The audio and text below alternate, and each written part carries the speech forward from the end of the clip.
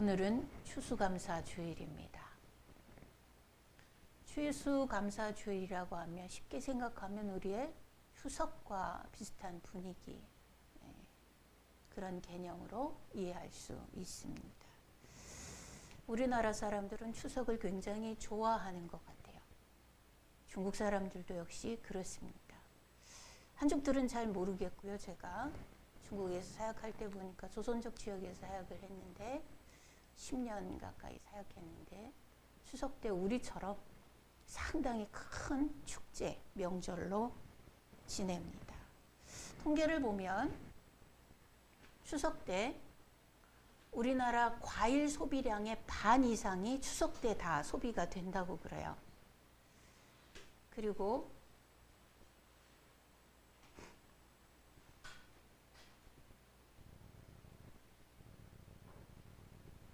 인삼이나 홍삼 같은 그런 좋은 보양식, 보약에 해당하는 그런 선물 세트가 1년 소비량의 반 이상, 많이 나갈 때는 3분의 2가 추석 때 소비가 된답니다.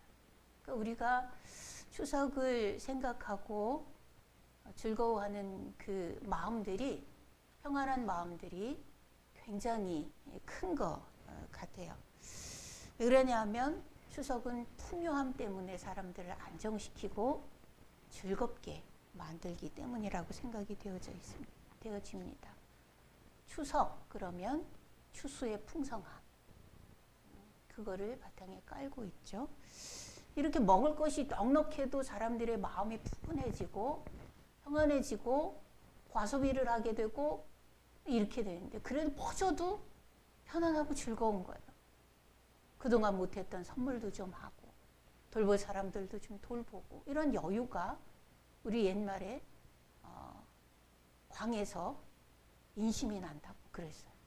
광에 뭐가 많이 쌓여져 있으면 인심이 후해지는 겁니다. 이 절기가 바로 추석이죠. 추수감사절 역시 마찬가지입니다. 근데 추수감사절은요, 이런 추수, 물질적인 풍요만이 아니라 거기에 깔리는 게 있어요. 거기에 말할 수 없는 하나님의 은혜와 은총이라고 하는 것이 바탕에 깔립니다. 그 바탕에 깔리는 것이 무엇이냐 하면 구원의 감격과 기쁨입니다. 그리고 늘 함께 하시는 하나님의 은혜가 거기에 바탕에 깔려 있습니다. 출애굽기 23장 14절로 17절을 한번 찾아보시겠습니까? 출애굽기 23장입니다. 구약성경 창세기 다음에 있는 책, 출애굽기 23장 14절로 17절입니다. 창세기, 출애굽기, 레위기, 민수기니까요. 창세기 다음에, 맨 처음에 있는 책이 창세기, 그 다음에 있는 책이 출애굽기 23장 14절로 17절입니다. 우리 교독해 봅니다. 너는 매년 3번 내게 절기를 지킬지니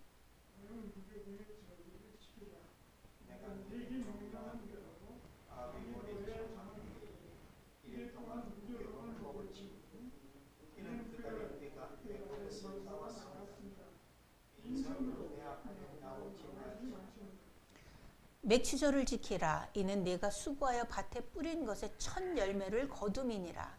수장절을 지키라. 이는 내가 수고하여 이룬 것을 연말에 밭에서부터 거두어 저장함이니라.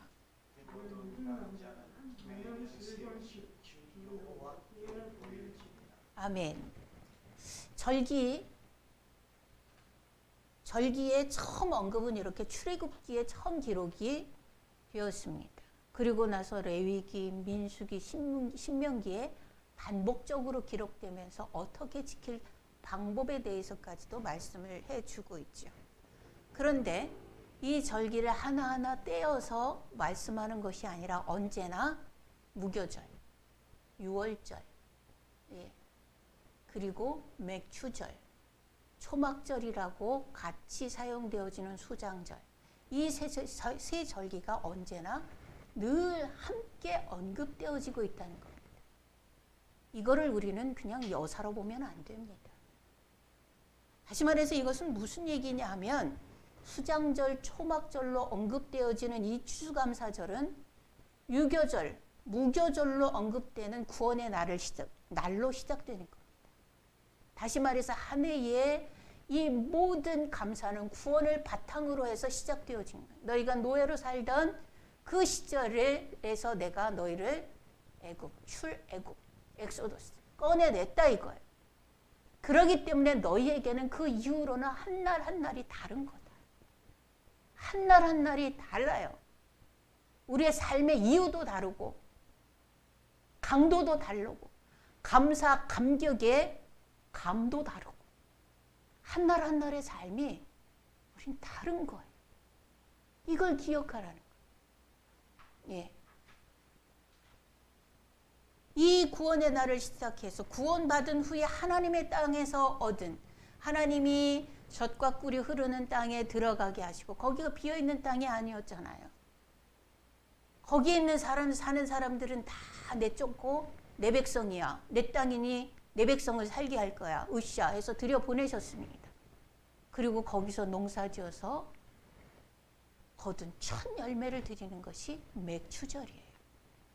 늘 말씀드리지만은 보리맥자를 쓴다고 해서 맥추절이 보리 걷어서 드리는 추수의 예배가 아닙니다.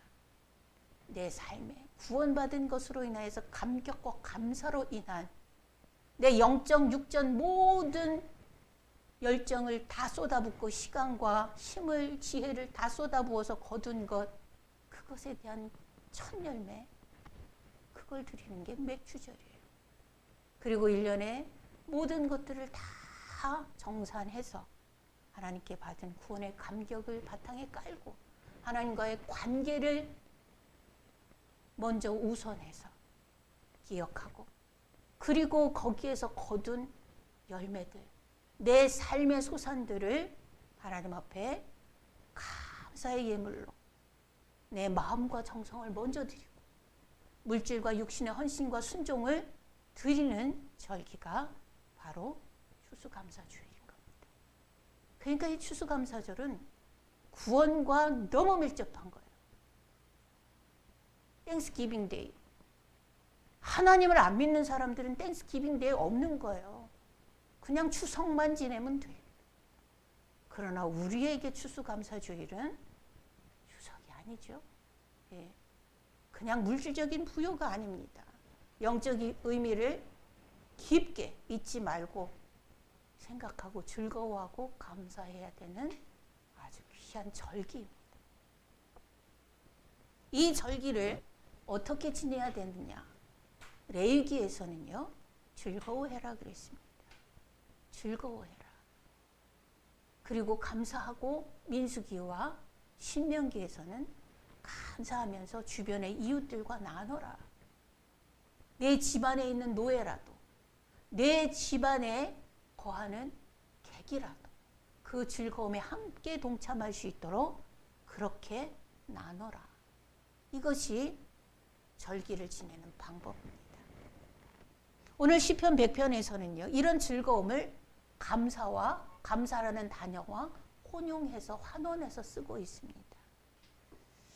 오늘 우리가 특별히 시편 100편을 묵상하려고 하는 데는 큰 의미가 있습니다.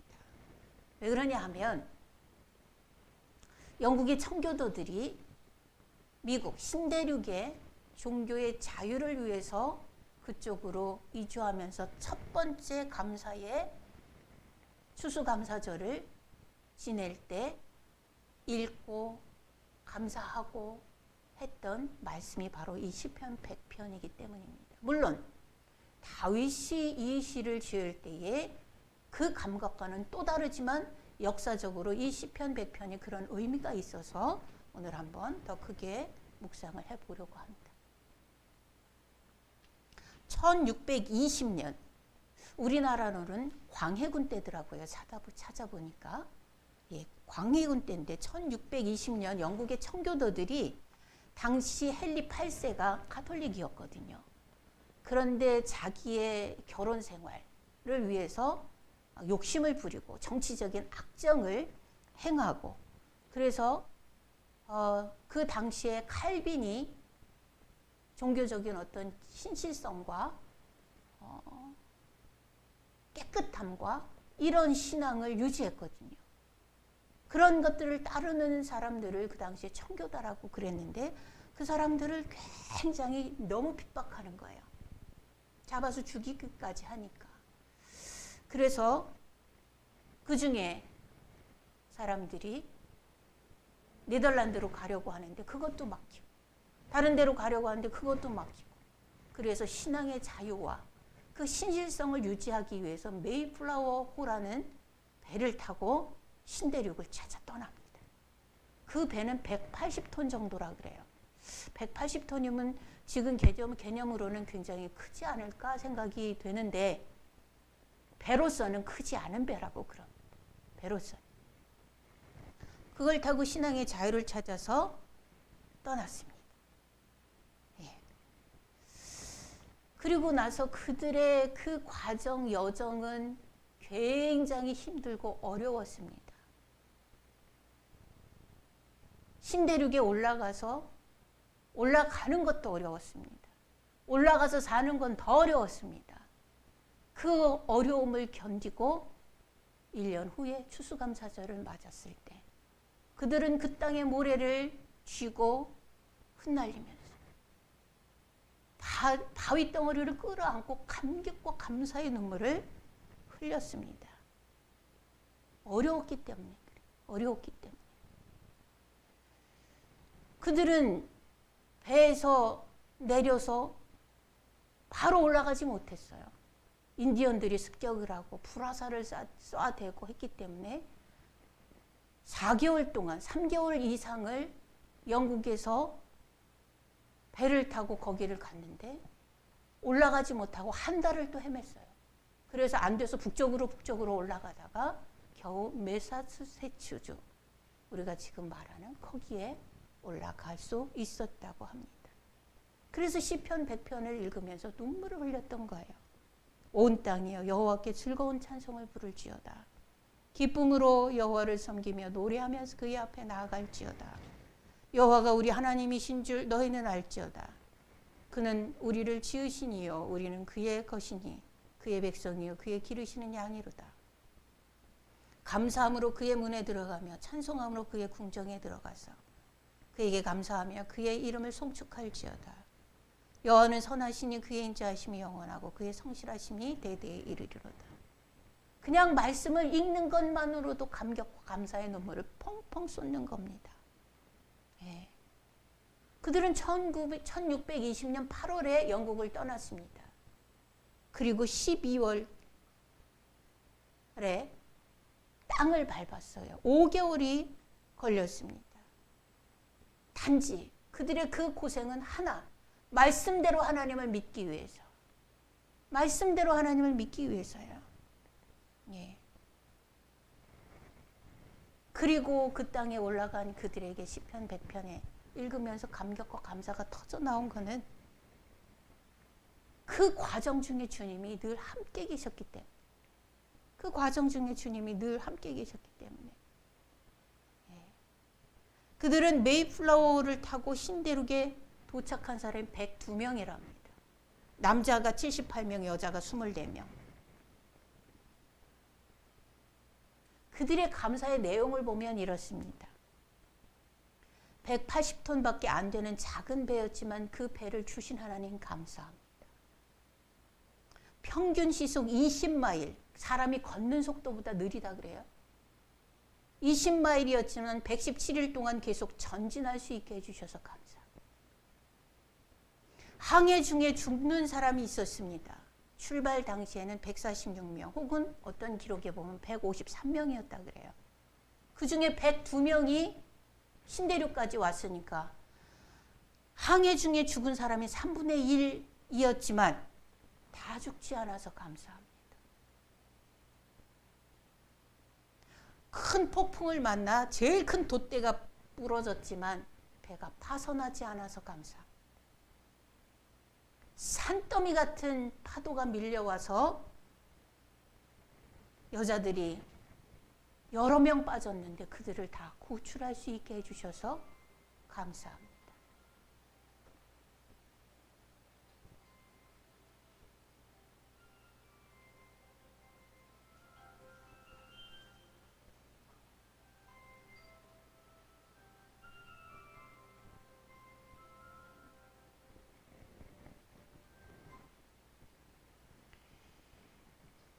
아메리카에 도착한 것이 11월 21일이었고 인디언들의 방해 때문에 상륙할 수 없어서 할 수 없이 바다로 다시 나가고 그랬는데 상륙할 지점을 찾아 헤매다가 한 달 후에 매사추세츠주에 상륙할 수 있게 해주셔서 감사합니다. 무엇보다도 그들의 최고의 감사는 고통스러운 5개월 동안 항해 중 한 명도 돌아가자라고 말하는 사람이 없이 전원이 죽더라도 전진하자라고 주장하는 믿음과 용기를 모두에게 주셔서 감사합니다. 도착하기까지 많은 희생자가 있었고 험난한 앞날이 예고되어 있음을 알면서도 험난한 고난을 견딜 수 있는 믿음과 용기조차 하나님이 주셔서 감사합니다. 그들이 도착한 그의 겨울은 유난히 추웠고 눈이 많이 왔다고 합니다. 그 겨울을 지내는 동안 78명 중에 102명 중에 44명이 사망했다고 해요. 남은 사람은 58명, 그 중에 노동력을 가지고 일을 할 수 있는 사람은 7명. 나머지 사람들도 못 먹고 그래서 영양실조를 걸려서 대부분 폐결핵을 앓는 그런 상황이 되었다고 합니다.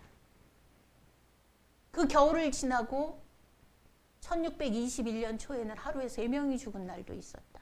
그런데 장례도 드러내고 치를 수가 없었다. 왜냐하면 인디언들 몰래 해야 됐기 때문에.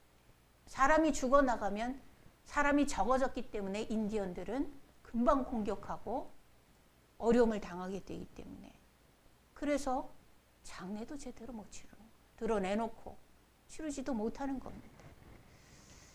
미국 땅에 도착한 102명이 그해 겨울을 지나면서 반으로 줄었습니다. 그들은 영국에서 도시에 살았던 지식층들이었어요. 지식층들이니까 그렇게까지 왔겠죠. 지식층들이었는데 그들이 와서 해야 될 일은 온갖 척박한 땅에서 농사일, 나무를 베고 땅을 파고 집을 짓는 그런 상상도 못할 어려운 일이었습니다. 그들이 그 땅에서 제일 먼저 한 일이 뭔 줄 압니까? 땅에 올라오자마자 제일 먼저 한 일이 교회 짓는 거. 그리고 땅을 개간하는 거. 그 다음에 집을 짓고 그 다음에 학교를 지었다. 이런 일들이 막노동을 안 해본 사람으로서 막노동을 하는 건 죽을 일입니다. 근데 여러 명이 하는 것이 아니라 7명이 해내는 거예요. 그거를. 어려운 일입니다. 감당할 수 없는 일입니다. 더구나 더 어려운 것은 이 고난이 기약이 없다는 거예요. 기약이 없다는 거예요. 그래서 더 실망스럽고 고통스러웠을 수도 있습니다. 여러분 사람이요. 요거 지나가지. 요거 지나가지. 조금 있으면 나아져. 이 생각이 있으면 견디는 겁니다. 아이들 키울 때 어려움 많으셨죠? 그래도 아이들이 한마디 소망적인 말을 한마디 하면 그것이 힘이 돼서 사라지는 게 부모인 것 같아요. 저희 아버지가 선생님이셨습니다. 근데 선생님들이 예나 지금이나 고지고대로 고지식해요. 근데 이 양반이 또 사업을 한다고 중간에 나와서 사업을 하셨습니다. 누구 얘기 같죠? 똑같더라고요. 얘기 들어보니까. 사업을 하셨습니다. 망했어요. 그러니까 빚쟁이들이 저희 집에 와서 엄마가 그때는 재봉틀이 있는 집도 많이 없었는데 재봉틀을 가져갔대요. 엄마가 속상해서 멍하니 앉아서 눈물을 흘리고 있으니까 저희 큰오빠 아시죠? 누군지. 큰오빠가 엄마한테 하는 얘기가 엄마 울지 마. 내가 커서 사줄게. 그랬다는 거예요. 그걸 엄마가 평생 저한테 얘기를 하셨어요. 그런 것이 소망이 되는 거예요. 근데 이 청교도들은 그런 소망이 없어요. 아예. 내일은 더 참혹해질 거예요. 이게 어떻게 될지 몰라요. 7명이 일하면서 그 엄청난 인디언들의 그 습격을 당해내야 되고 이 같이 남아있는 이 사람들을 다 관리해야 되고 먹여 살려야 되고 어마어마한 일이에요. 내 가족도 힘든데 기약이 없는 겁니다. 예. 굶주림과 추위와 질병, 그거는 아예 쌍을 이루어서 지들이 한 팀인지 팀을 이루어서 찾아오잖아요. 고난은 순서대로 적당하게 이렇게 간격을 두고 오는 것 같지 않잖아요. 당해보면 한꺼번에 확 와서 나를 죽일 것처럼 달라드는 것 같아요. 이게 굶주림, 배고픈 거, 사흘 굶어서 남의 집 담 뛰어넘지 않는 사람이 없다고 하는데 굶주림, 이것도 끝이 없는 거예요. 추위, 이겨낼 방법이 없어요. 이렇게 따뜻한 집이나 있으면 모르는데 그것도 없는 거잖아요. 그리고 질병, 이게 삼박자가 이루어지면 못 이기는 겁니다. 못 먹고 춥고 병들었어요? 그건 죽으라는 얘기죠. 이건 못 이기는 거예요. 네, 못 이기는 겁니다.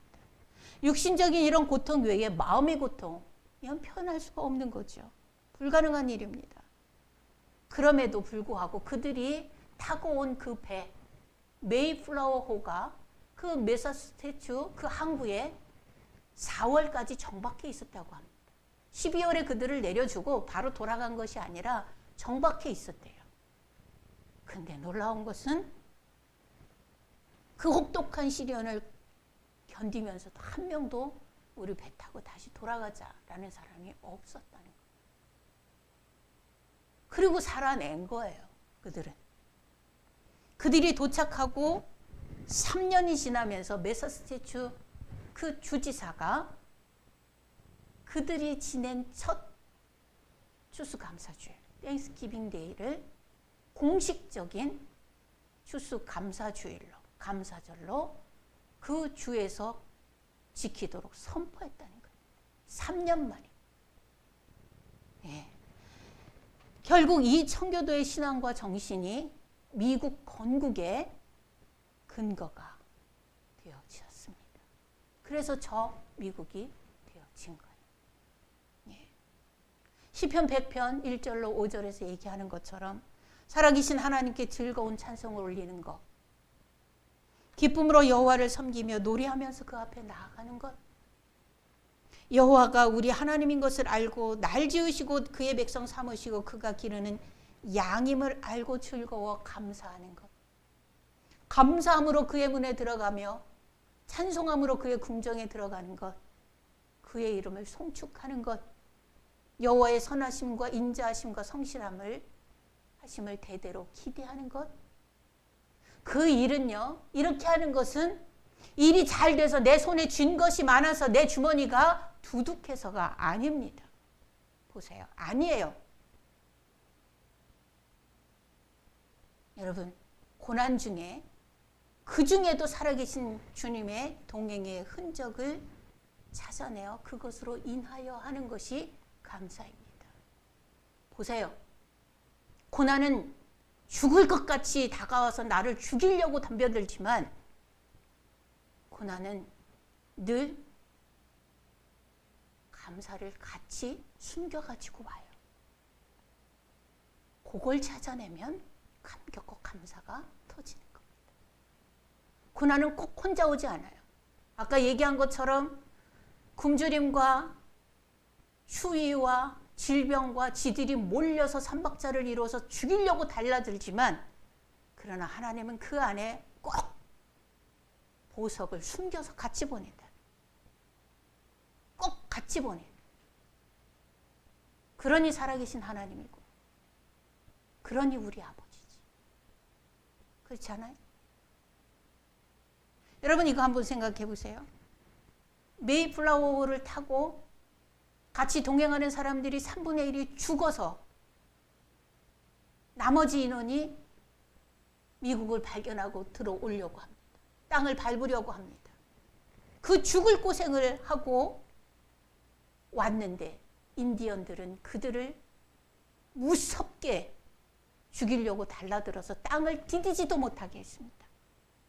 못 디뎠어요. 인디언들이 그랬습니다.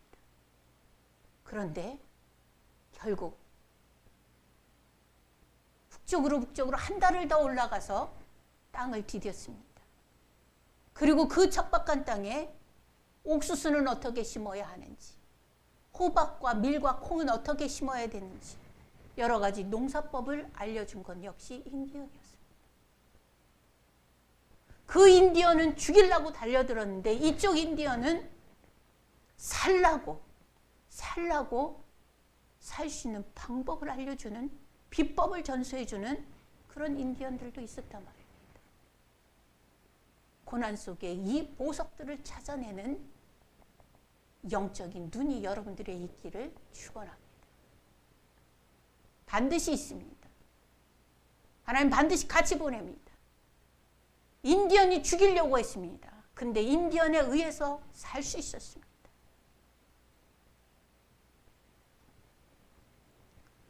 고난 중에 정말 죽을 일만 있던가요? 정말 죽을 일만 있던가요? 감사할 일이 없습니까? 아닙니다. 언제나 섞여 있습니다. 같이 버무려져 있습니다.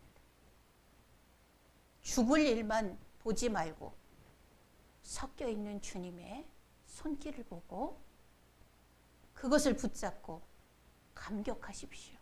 그것이 진짜 감사입니다. 진짜 감사입니다. 여러분 다니엘을 한번 생각해 보십시오. 다니엘이 이스라엘이 멸망하면서 바벨론으로 포로로 끌려갔습니다. 하나님께서 지혜를 주셔서 바벨론의 3명의 총리 중 하나가 되었습니다. 바벨론 사람들은 배가 아파요. 저거 죽이고 싶어요. 그래서 흠을 잡으려고 그랬는데 얼마나 치밀한 사람인지 인간으로서는 흠을 잡을 데가 없었다 그랬습니다. 그래서 그들은 저가 믿는 신앙의 빌미를 잡아서 죽여야 되겠다라고 얘기합니다. 자기들끼리 그렇게 음모를 꾸밉니다. 무엇을 위해서요? 죽이려고. 진짜 죽이려고요. 신앙에 큰 위기가 왔습니다. 우리 코로나 때문에 지금 교회가 큰 위기를 당한 것처럼 큰 위기가 왔습니다. 기도하면 죽인다라는 법이 선포되어 있습니다. 그러나 그 법령, 조서에 어인이 찍힌 것을 알면서도 집에 돌아가서 그런 문을 닫지 않았어요. 문을 닫고 골방에 들어가서 혹은 지하실에 숨어서 조그만 소리로 기도하고 이러지 않았습니다. 윗방에 올라가서 문을 열어놓고 예루살렘을 향하여 난 그 문을 열어놓고 여느 때와 똑같이 기도했습니다. 하던 대로 하루 3번씩 무릎을 꿇고 그의 기도의 제목은 뭔 줄 압니까? 다니엘서 6장 10절을 보면 감사했습니다. 하나님께 감사하였더라. 하나님께 감사하였더라. 도대체 다니엘은 뭘 감사한 걸까요? 뭘 감사한 걸까요?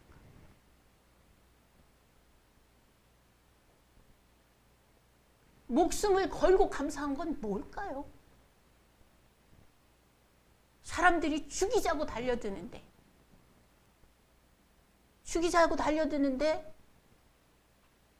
그래서 죽을 건데 감사하고 있어요. 너무 고통이 심해서 머리가 돌았나요? 아니잖아요. 여러분 우리 시편 100편을 다시 한번 같이 읽어보면서 여러분들 고난 속에 무엇이 숨겨져 있었던가 지난 시간들을 한번 다시 생각해 보시고 그리고 현재 지금 내가 어떤 감사의 조건으로 하나님 앞에 나아갈 것인가 감사의 조건들을 한번 찾아볼 수 있었으면 좋겠습니다. 시편 100편을 한번 다 같이 천천히 읽어봅니다. 시작. 온 땅이여 여호와께 즐거운 찬송을 부를지어다. 기쁨으로 여호와를 섬기며 노래하면서 그의 앞에 나아갈지어다. 여호와가 그의 하나님이신 줄 너희는 알지어다. 그는 우리를 지으시니요 우리는 그의 것이니 그의 백성이요 그의 기르시는 양이로다. 감사함으로 그의 문에 들어가며 찬송함으로 그의 궁정에 들어가서 그에게 감사하며 그의 이름을 송축할지어다. 여호와는 선하시니 그의 인자하심이 영원하고 그의 성실하심이 대대에 이르리로다. 아멘. 여러분, 대대로 아이들에게 나는 이런 때 하나님이 이 은혜를 주셔서 감사했다 라고 전해줄 감사의 제목이 지금 발견되었으면 좋겠습니다.